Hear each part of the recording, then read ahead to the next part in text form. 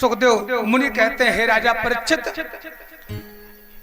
भगवान को जिसने भाव से पुकारा, भगवान को याद करने की, पूजा पाठ करने की कोई उम्र नहीं होती। ध्रुव जी ने भी भगवान को 5 वर्ष की आयु में ध्रुव ने भगवान को पुकारा और भगवान दौड़े दौड़े आए हैं, ध्रुव जी की पुकार को सुना है।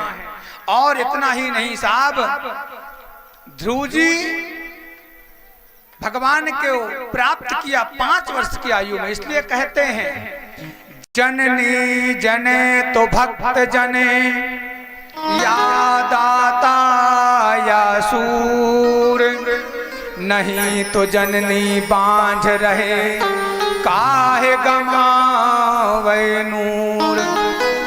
भैया 4 पुत्र ना हो, 4 पुत्र ना होकर 1 पुत्र हो, लेकिन 1 पुत्र ऐसा हो भगवान का भक्त हो, भगवान का भक्त हो।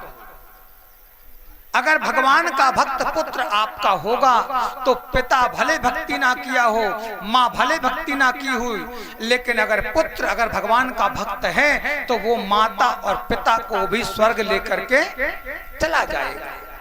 और माता पिता अगर भक्त हैं और बेटा अगर पापी निकल गया तो वो अपने माता पिता को नरक लेके जाएगा।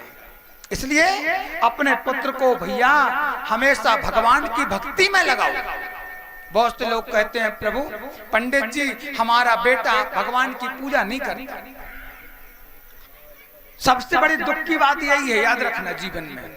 इसलिए मैं हमेशा कहता हूं, बचपन से भगवान को चरणों में भक्ति में लगा दो, क्योंकि भगवान की भक्ति ही सार है, बाकी सब बेकार है।